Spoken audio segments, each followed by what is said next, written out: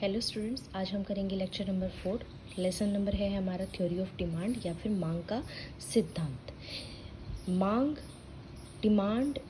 Desire, want और demand, ये तीनों अलग अलग चीज़ें होती है। जैसे इच्छा क्या होती है या फिर डिज़ायर क्या होती है कि मुझे एक बहुत बढ़िया गाड़ी चाहिए, तो वो क्या है, मेरी इच्छा। ठीक है। आवश्यकता है मुझे गाड़ी की, पर मेरे पास पैसे नहीं है। ठीक है ना। कि जैसे लगा लो कि एक आदमी को है ना मर्सिडीज़ गाड़ी लेने की इच्छा है, तो वो ले थोड़ी सकता है ना, वो डिमांड कर सकता है, तो वो क्या है, उसकी डिज़ायर है। वांट क्या है, उसको घर में किसी चीज़ की, किसी भी चीज़ की लगा लो, अगर किसी आदमी को ज़रूरत है पर वो उसे ले नहीं सकता, उसने अभी तक डिमांड नहीं की है, तो वो क्या है, उसकी आवश्यकता है। मांग या फिर डिमांड क्या होती है, किसी आदमी को किसी चीज़ की आवश्यकता है, लेने की उसकी इच्छा भी है, मतलब उसकी डिज़ायर भी है, उसको आवश्यकता भी है, और उसके पास पैसे भी है, उसके पॉकेट में मनी भी है, और वो किसी चीज़ की जाकर अगर डिमांड करने लग रहा है, तो वो क्या कहलाती है, मांग कहलाती है। तो तीनों चीज़ें अलग अलग है। डिमांड एक अलग चीज़ है। डिमांड का मतलब क्या हुआ, हमारी इच्छा भी होनी चाहिए, हमारी वांट भी होनी चाहिए, और साथ के साथ हमारे पास पैसे भी होने चाहिए।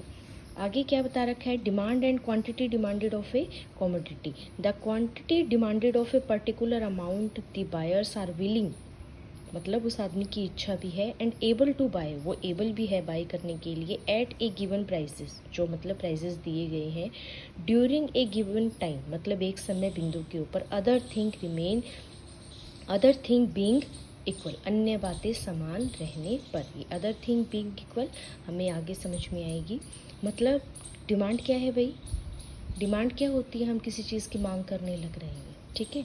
और क्वांटिटी डिमांड क्या होती है, हम किस चीज़ की कितनी डिमांड करने लग रहे हैं। एक पार्ले जी के बिस्किट को हम लेने जाने लग रहे हैं, तो वो क्या है, हमारी डिमांड। पर दुकान के ऊपर जाकर हम यूँ कहते हैं कि हमें भाई 4 बिस्किट के पैकेट दे दो, तो वो क्या है, हमारी क्वांटिटी डिमांड है। ठीक है।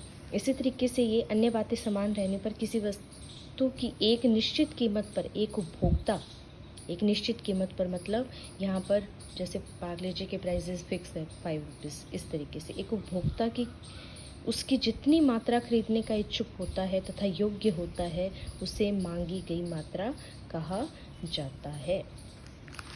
आगे हम देखेंगे डिमांड शेड्यूल, मांग अनुसूची।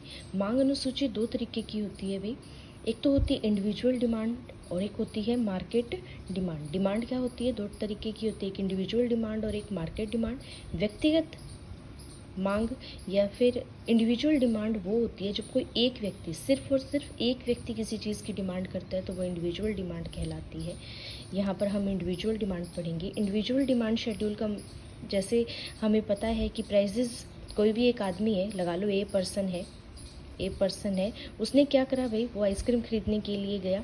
1 रुपये प्राइजेस था, तो उसने क्या किया भाई, 4 आइसक्रीम खरीदता था। जब 2 रुपये प्राइजेस थे वो 3, और 3 रुपये प्राइजेस थे वो 2 आइसक्रीम खरीदने। जैसे ही प्राइजेस इंक्रीज हुई, उसने क्वांटिटी क्या कर दी आइसक्रीम की, या फिर डिमांड क्या कर दी आइसक्रीम की, कम कर दी।